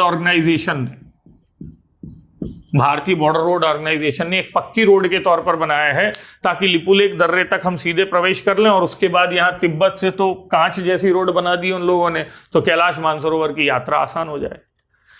अब भारत और चीन दोनों इस मामले में, कैलाश मानसरोवर के मामले में असहमति पर आ गए हैं, लेकिन नेपाल जो है वो लंबे समय से लिपुलेख दर्रे को, यानी जिस दर्रे से होकर ये रोड गुजर रही है, उसे भारतीय हिस्सा मानने से इंकार करता रहा है। नेपाल संज्ञान लेता है 1816 की संगोली की संधि का। पहले एंग्लो नेपाल वॉर के बाद लॉर्ड हेस्टिंग्स ने नेपाल के शासक अमर बहादुर थापा के साथ एक संधि की थी, जिसे संगोली की संधि कहते थे, और इस संधि के तहत क्षेत्रों का आदान प्रदान हुआ था। उनका कहना है कि इस आदान प्रदान में लिपुलेख दर्रा जो है, उस लिपुलेख दर्रे का अधिकांश हिस्सा वो नेपाल को मिला था, और इसलिए इस दर्रे से रोड बनाना नेपाल की क्षेत्रीय संप्रभुता का उल्लंघन है। नेपाल यदि सामान्य विरोध जताता तो फिर भी स्वीकार्य हो जाता, लेकिन विडंबना यह है कि नेपाल ने ऑफिशियली फॉरेन मिनिस्ट्री के लेटर हेड पर भारत के साथ विरोध को दर्ज करवाया है। यानी ये वो विरोध है जो अंतर्राष्ट्रीय मंचों पर कंसीडर किया जाएगा, और इसीलिए ये भारत नेपाल संबंधों में भविष्य को लेकर एक नई चुनौती की स्थिति बन सकती है। और ये कहा जा रहा है, माना जा रहा है कि नेपाल में इतनी हिम्मत इसलिए आ गई क्योंकि नेपाल की वर्तमान सरकार जो है वो मार्क्सवादी सरकार है, प्रो चाइना सरकार है, और इसलिए वो भारत के साथ हर छोटी बड़ी बात को बहुत कठोरता से उठाने के लिए तत्पर है। हालांकि भारत ने नेपाल के इस विरोध पर ज़्यादा ध्यान नहीं दिया है, और भारत का तर्क भी ये है कि लिपुलेख दर्रे का वह हिस्सा जो सदैव भारत के पास रहा है, उस हिस्से पर जो वेस्टर्न हिस्सा है वहां से रोड गुजरती है, और यहां से पहले भी एक कच्ची रोड जाती थी, तो उस कच्ची रोड को पक्का कर दिया तो क्या विवाद है। आप पहले भी उस रोड के विरोध में नहीं थे, तो अभी इस रोड का विरोध करना सिर्फ विरोध के लिए विरोध करना है, और इसलिए भारत ज्यादा तवज्जो नहीं दे रहा है। हालांकि विरोध को जिस रूप में दर्शाया गया है वो एक संकट का विषय बन सकता है भारत नेपाल सीमा सुरक्षा के लिए, भारत नेपाल संबंधों के लिए। ये याद रखिएगा कि नेपाल से होकर भारत की सुरक्षा की चुनौतियां सदैव गंभीर रही हैं, जिसके पीछे खुली सीमा रही है। नेपाल के रास्ते चीन भारत में डंपिंग करता रहा है। नेपाल के रास्ते पाकिस्तान आईएसआई के नेटवर्क को मजबूत करके भारत की सुरक्षा को चुनौतियां देता रहा है। नेपाल के चलते तस्करी भारत में हमेशा बड़े पैमाने पर होती रही है। ड्रग ट्रैफिकिंग हो, आर्म्स ट्रैफिकिंग हो, ह्यूमन ट्रैफिकिंग हो, ये बड़े पैमाने पर होती रही है। ठीक, ये नेपाल बॉर्डर ही है जहां भारत के अपराधी हमेशा शरण लेते रहे हैं। भारत में कोई भी अपराध, गोरखपुर बेल्ट से लेकर आप बिहार बेल्ट तक देख लीजिए कि कोई भी अपराधी जो है वो अपराध कर नेपाल भाग जाता है, ये बात कही जाती है। तो भारतीय अपराधियों को नेपाल में हमेशा शरण मिलती रही है, ये चिंता का लगातार विषय है। इसके अलावा नेपाल में रह रहे भारतीय लोगों के मूल की सुरक्षा भी भारत के लिए चिंता का विषय है। तो इन सारी चिंताओं का संज्ञान लेते हुए नेपाल से जुड़ी सीमा को सुरक्षित बनाए रखना, शांत बनाए रखना, प्रभावी बनाए रखना भारत की मजबूरी है। भारत ने अभी जो अपना जीपीएस सिस्टम यानी IRNSS सिस्टम बनाया है, उसमें जो पाकिस्तान के अलावा लगभग सभी देशों को उसकी सुविधा प्रदान की जाएगी। तो ये कहा जा रहा है कि भारत नेपाल सीमा पर 8000 से ज़्यादा पिलर्स को आइडेंटिफाई करके उसे IRNSS की निगरानी के अंतर्गत लाया जाएगा या उसे प्रबंधित करने की कोशिश की जाएगी। इसके अलावा से जो सशक्त बल हैं उनका नेपाल आर्मी के साथ सहयोग, ये सब बढ़ाने वाली बातें भी की जा रही हैं। लेकिन जब तक नेपाल में प्रो इंडिया गवर्नमेंट नहीं आ जाती, मुझे ये डर है कि नेपाल के साथ भारत की सीमाएं भी असुरक्षित स्थिति में रहेंगी। तो इस बारे में सरकार को ध्यान देने की ज़रूरत है। तो अब भारत से जुड़ी 5वीं सीमा को देखने की कोशिश करते हैं, जिसे म्यांमार या बर्मा की सीमा कहा जाता है। म्यांमार या बर्मा की कहानी हमने कई तरीकों से सुनी होगी, लेकिन अब सीमाओं के संदर्भ में जब म्यांमार की बात की जाती है तो आप ये समझने की कोशिश करिए कि म्यांमार के साथ हमारी 5वीं सबसे बड़ी सीमा लगती है, जो लगभग 1643 किलोमीटर की है। इस 1643 किलोमीटर की सीमा में 3 राज्य आते हैं, अनाम मिजो, आ से अरुणाचल प्रदेश, ना से नागालैंड, मा से मणिपुर, और ये है मिजोरम। यदि इनको भी इंटरनली डिस्ट्रीब्यूट किया जाए तो सबसे लंबी सीमा अरुणाचल प्रदेश के साथ 520, उसके बाद मिजोरम के साथ 510, उसके बाद मणिपुर के साथ 398, और उसके बाद नागालैंड के साथ आई थिंक जो बॉर्डर है वो 215 किलोमीटर की है। ये क्रम से जमाने आ सकता है। तो ये 4 राज्यों के साथ इनकी सीमाएं जुड़ती हैं। ठीक है, म्यांमार के साथ जो सीमा है, ठीक है, उसे इंडो बर्मा बैरियर का नाम दिया जाता है। ठीक है, इंडो बर्मा बैरियर के तौर पर असम राइफल्स को भी जाना जाता है। तो ये जो सीमा है म्यांमार के साथ इंडो बर्मा बैरियर के तौर पर जानी जाती है। इस सीमा की प्रकृति ओपन बाउंड्री के साथ सजातीय बाउंड्री की, मतलब कुछ हिस्सा ऐसा है जहां पर खुली सीमा भी है, मुक्त आवाजाही क्षेत्र, फ्री मूवमेंट जोन भी है, ओपन बाउंड्री है, नेचुरल बाउंड्री है, अराकान योमा के साथ बनती है। पूर्ण खुली सीमा नहीं है, एक सीमित क्षेत्र है जिसके अंतर्गत मुक्त आवाजाही है। सिर्फ 16 किलोमीटर का ये क्षेत्र है जहां पर दोनों तरफ सजातीय रूप रहते हैं। इसके अलावा सजातीय होना, प्राकृतिक होना, और सबसे बड़ी चीज दुर्गम सीमाओं का होना जहां पर निगरानी कठिन है, ये बाउंड्री की प्रकृति है जिसको आपको ध्यान में रखना है। ठीक, पूर्व व्यवस्था के तहत असम राइफल्स भारत का सबसे पुराना पैरामिलिट्री फोर्स का हिस्सा था और ब्रिटिशर्स ने इस सीमा की सुरक्षा की जिम्मेदारी जिसको दी रखी है उसका नाम है असम राइफल्स। ठीक, और असम राइफल्स यहां दोहरा काम करती है, रादर तिहरा काम करती है। बॉर्डर सिक्योरिटी उसका पहला काम है, टेररिस्ट के खिलाफ लड़ाई लड़ना उसका दूसरा काम है, और डेवलपमेंटल वर्क करना, सिविक एक्शन प्लान चलाना उसका तीसरा काम है। यानी असम राइफल्स के बारे में ये विरोधाभास है कि वो पैरामिलिट्री फोर्स होते हुए मिलिट्री के कामों को भी करती है।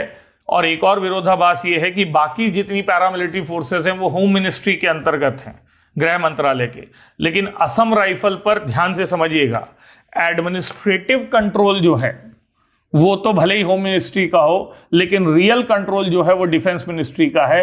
यानी असम राइफल्स को लेकर होम मिनिस्ट्री और डिफेंस मिनिस्ट्री के बीच हमेशा एक, क्या कहेंगे, विरोधाभास चलता रहता है।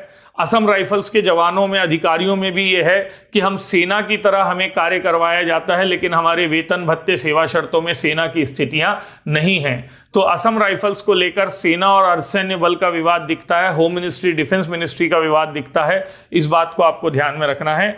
असम राइफल बर्मा सीमा पर सीमाओं की सुरक्षा के लिए तैनात है, लेकिन हाल ही में होम मिनिस्ट्री के अंतर्गत यह निर्णय लिया गया था कि होम मिनिस्ट्री ये लगातार प्रयास कर रही थी कि इस सीमा की सुरक्षा का जिम्मेदारी हमको दे दी जाए।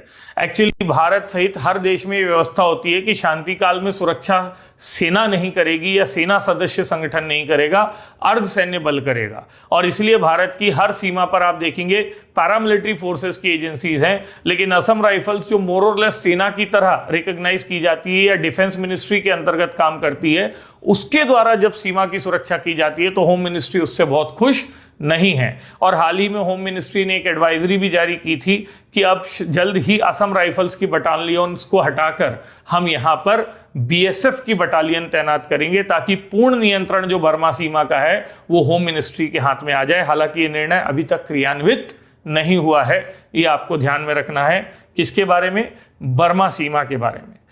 तो बर्मा सीमा पर अभी भी असम राइफल्स की लगभग 46 बटालियन कार्यरत हैं, जिनमें से 15 आतंकवाद, 31 जो बटालियंस हैं वो आतंकवाद के खिलाफ लड़ाई लड़ रही हैं, क्योंकि यहाँ पर हर राज्य में जो है अलगाववाद है, और 15 बटालियंस के करीब जो हैं वो सीमा की रक्षा में तैनात हैं।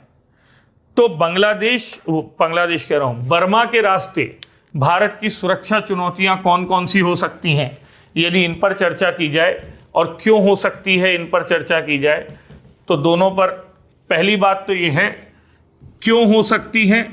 इसमें आप सीमाओं की प्रकृति की बात कर लीजिए और इंटरनेशनल रिलेशन की बात कर लीजिए। फिर वही, जब साम्यवादी सरकार आती है तो मामला बिगड़ जाता है। दुर्गम सीमाएं हैं, इंफ्रास्ट्रक्चर का अभाव है, सजातीय सीमाएं हैं, कुछ जगहों पर मुक्त क्षेत्र है, आवागमन का क्षेत्र है।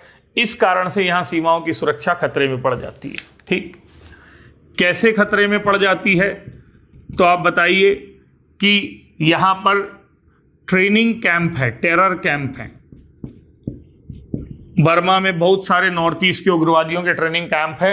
ULFA, National Socialist Council of Nagaland, Kamtapur Liberation Army, People's Liberation Army, Manipur में हमने सबके नाम बताए थे। तो मणिपुर सहित नॉर्थ ईस्ट के कई उग्रवादी संगठनों के ट्रेनिंग कैंप यहाँ पाए जाते हैं। तो ये वहाँ पर सुरक्षा की सबसे बड़ी चिंता है। दूसरी बड़ी चिंता बर्मा से आने वाले शरणार्थी हैं, और इन शरणार्थियों में जब से रोहिंग्या का एंगल जुड़ गया है, जो फिर जिसका भारत में बम विस्फोट वगैरह में हाथ भी देखा गया है, तो ये चिंता और बढ़ गई है। तीसरे लेवल पर यहाँ से होने वाली ड्रग ट्रैफिकिंग है, जिसको अलग से उल्लेख करना है। ठीक है, कुछ क्षेत्र हैं, कुछ एरियाज हैं भारत बर्मा सीमा पर, जैसे जोराह रीजन का उल्लेख किया जाता है बार बार, और इस जोराह रीजन में ये देखा गया है कि यहाँ पर ड्रग ट्रैफिकिंग की समस्या, जोराह कह रहा हूँ, मोराह, जोखा वाटर,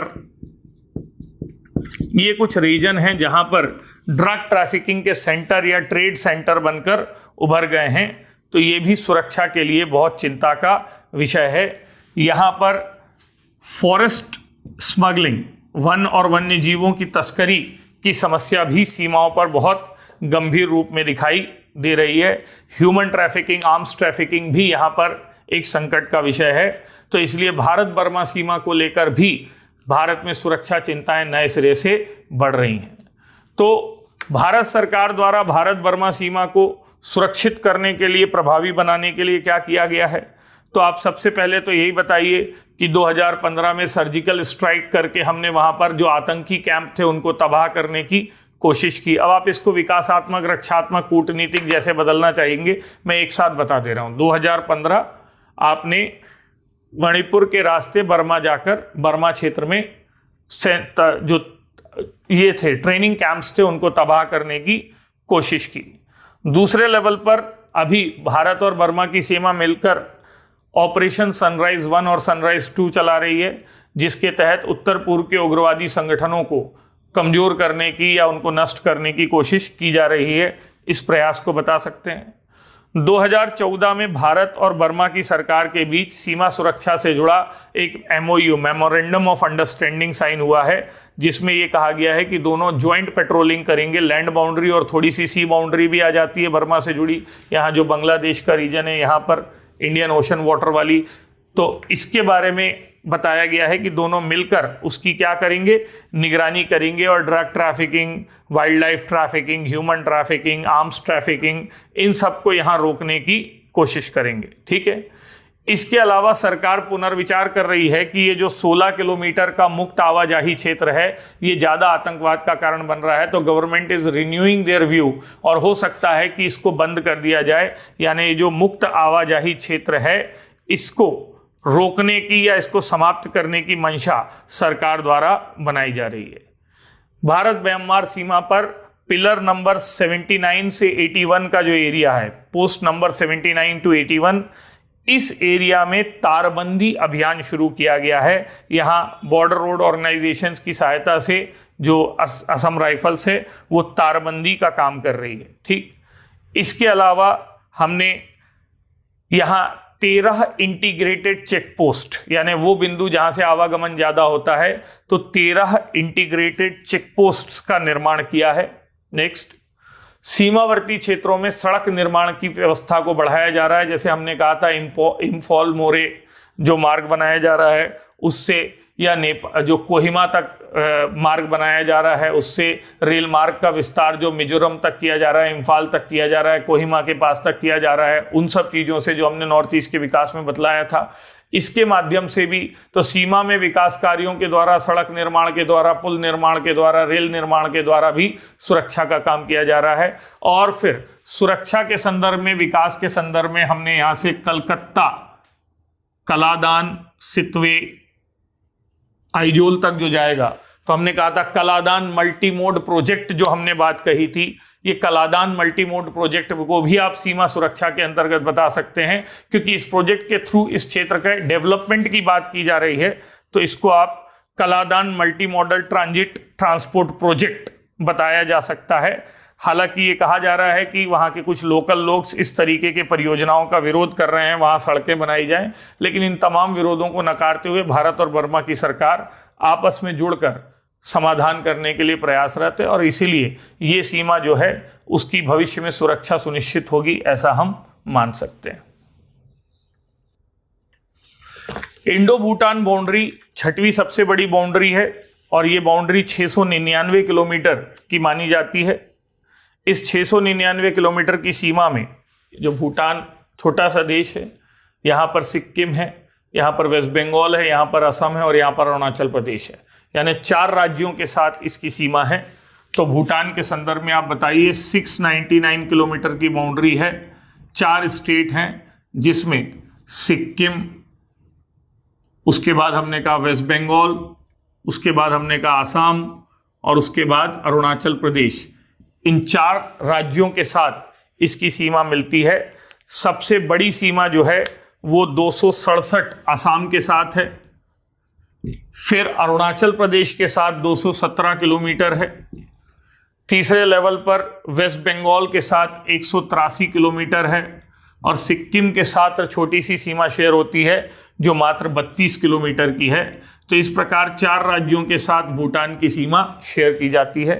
भूटान के साथ हमारी सीमा को पुनः ओपन बाउंड्री की तरह रखा जाता है। भारत भूटान जो मैत्री संधि थी 1949 की, उसके तहत भूटान को भारत संरक्षित राज्य माना गया है और इसके अंतर्गत भूटान की सीमाओं की सुरक्षा की जिम्मेदारी भी भारत की है। तो भारत भूटान सीमा की सुरक्षा हो या भूटान की ओवरऑल सीमा की सुरक्षा हो, या सुरक्षा की जिम्मेदारी भी भारत की है। हालांकि हाल ही में इस समझौते से बाहर आकर भूटान की संप्रभुता को थोड़ा विस्तार दिया गया है, लेकिन फिर भी भारत भूटान बाउंड्री जो ओपन बाउंड्री के तौर पर है, तो ओपन बाउंड्री के तौर पर यहाँ पर वही तस्करी की समस्या और नॉर्थ ईस्ट के उग्रवादियों के आने जाने की समस्या और शरणार्थियों की समस्या, 3 समस्या बताइएगा। एक, शरणार्थी आ जाते हैं, दूसरा तस्करी हो जाती है, तीसरा भूटान के रास्ते उग्रवादियों को पैसेज मिल जाता है छुपने का।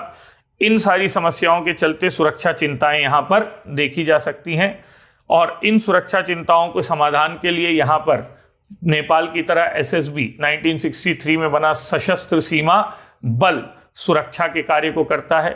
यही नेपाल भूटान रीजन में सिविल एक्शन प्लान को भी लागू करता है, जिसके तहत वहां विकास कार्य करके वहां की जनता के विश्वास को जीतने की कोशिश की जाती है। वहां स्किल डेवलपमेंट, हेल्थ, एजुकेशन का विकास किया जाता है ताकि वहां सीमाओं पर असुरक्षा, बेरोजगारी जैसी स्थितियां ना रहें। ठीक, लगभग 132 के करीब बॉर्डर चेक पोस्ट या बॉर्डर आउटपोस्ट यहाँ पर स्थापित किए गए हैं, जिसके थ्रू निगरानी की जाती है। इसके अलावा भारत भूटान सीमा पर सामरिक सड़कों का निर्माण करके सड़क निर्माण को, पुल निर्माण को प्रभावी बनाकर भी हमने सीमाओं की सुरक्षा का कार्य किया है। इतना भारत भूटान के बारे में पर्याप्त है। अंतिम राज्य के रूप में आप अफगानिस्तान की बात करें यदि, तो बता दीजिएगा कि अफगानिस्तान के साथ हमारी सीमा एक सबसे छोटी सीमा मानी जाती है और ये सीमा वास्तव में कभी भारत के नियंत्रण में या भारत के कब्जे में रही नहीं, क्योंकि ये ब्रिटिश भारत के अंतर्गत भारत के पास भले ही रही हो, लेकिन 106 किलोमीटर लंबी ये सीमा डूरंड लाइन का वो बचा हुआ हिस्सा है जो पीओके के हिस्से में भारत से जुड़ा हुआ है। बाकी सारी डूरंड लाइन यहाँ पाकिस्तान और अफगानिस्तान के बीच बन चुकी है। तो जब तक भारत पीओके पर नियंत्रण नहीं कर लेता, इस सीमा से जुड़ी सुरक्षा चुनौतियां हमारे लिए नहीं है। लेकिन फिर भी आप ये कह सकते हैं कि इसी सीमा से होकर पीओके के क्षेत्र में तालिबान का प्रभाव, आईएस का प्रभाव, ठीक है ना, ये सब प्रभाव बढ़ता है और वो आगे चलकर कश्मीर में आतंकवाद, इस्लामिक आतंकवाद वगैरह को जन्म देता है और इसलिए इस सीमा की सुरक्षा भी जरूरी है। आपको जानकारी होगी कि भारत ने अभी अभी अपने इंडियन मेट्रोलॉजिकल डिपार्टमेंट जो है उसने अपने मौसम के पूर्वानुमान में जम्मू कश्मीर के या पाकिस्तान वाले कब्जे वाले कश्मीर को क्या किया है, शामिल किया है। और प्रतिदिन मौसम के पूर्वानुमान में अब हम जैसे दिल्ली का मौसम बताते हैं, वैसे ही हम पीओके के 2 हिस्सों का मौसम बताते हैं। एक है गिलगित बाल्टिस्तान, ये ऊपर के हिस्से को कहते हैं जीबी, और ये वाला हिस्सा जो है यहाँ वाला, इसको कहते हैं आज़ाद कश्मीर। 2 प्रांत में उन्होंने इसको बांट कर रखा है। मैंने बताया कि 370 में हमारे इंटीग्रेशन के बाद पाकिस्तान भी अब इन क्षेत्रों को इफेक्टिवली इंटीग्रेट करने की कोशिश कर रहा है। इसी क्रम में उसने गिलगित बाल्टिस्तान में चुनावों का भी घोषणा कर दी है, वरना वो इसको अपने सेपरेट प्रांत के तौर पर देखता था। तो भारत ने भी एक काउंटर स्ट्रैटेजी के तौर पर कम से कम मौसम पूर्वानुमान में ये दर्शाने की कोशिश की है कि ये क्षेत्र भारत का है और पाकिस्तान ऑक्यूपाइड कश्मीर जो है, इस कश्मीर को भारत किसी भी स्तर पर डिप्लोमेटिक तरीके से, मिलिट्रली तरीके से आगे पाने की कोशिश करेगा।